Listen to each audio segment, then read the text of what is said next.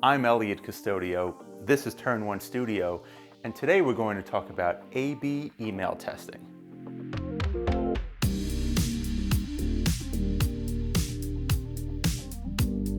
Whether you love receiving new email or loathe the next piece of spam entering your inbox, there's no denying the power of email marketing. Marketers continue to use and appreciate this very cost-effective and useful mode of marketing. Costs aside, email marketing is generally easy to set up, broadcast to an audience of interested recipients, and can be performance tracked. Those elements alone comprise a recipe for success. But there's more to sending out a newsletter or email campaign than writing the copy, crafting the graphics, and compiling your recipient database. See, in marketing, the only worthwhile email efforts are the successful ones. So, how do you gauge success? Determining your key performance indicators. Depending on your industry and business goals, key performance indicators, or KPIs, can vary.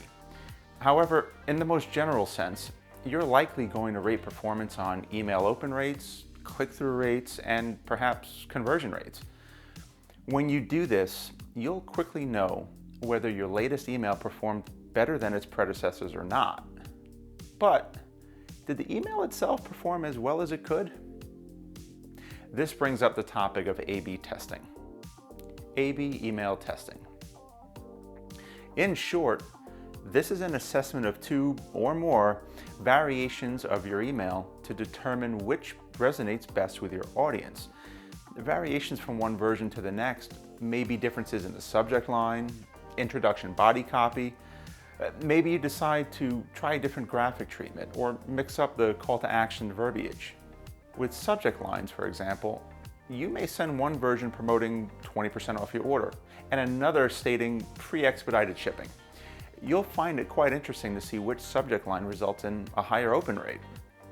Some call to action variations might include click here for a free quote or include a button with download your ebook copy. The performance between these two tests might give you insight on the location of the prospect within the sales funnel or buyer's journey.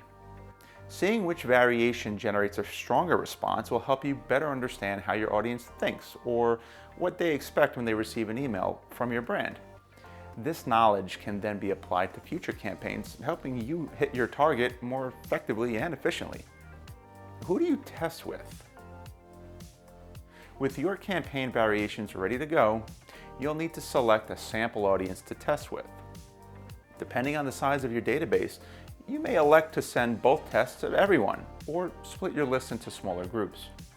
If your experiment is fairly straightforward, you would likely decide to send both messages to everyone on your list, just timed a bit apart. With this strategy, you'll know your audience samples are identical and the variables are strictly confined to your email tests. If your tests are more experimental or risk-taking, you may want to expose yourself to a smaller sampling. By experimental, I mean if you perhaps try a different tone, casual versus formal, or if you're introducing controversial graphics or headlines. A smaller sample size, while less statistically relevant, might be a safer, more conservative approach to balance out a more risky test. How to A/B test. Now that you understand the concept of A/B testing, how do you go about doing it? Certain email platforms like MailChimp and HubSpot, for example, include tools to perform A/B tests easily and pull together the performance metrics post-deployment to help you assess how each performed. This makes it very easy to put together two tests and see what works. If your email service doesn't include tools specifically for A/B testing, an easy workaround is to duplicate the email you put together. Make your test tweaks and deploy each separately. You could then compare the performance reports of each email and determine what elements work better than others.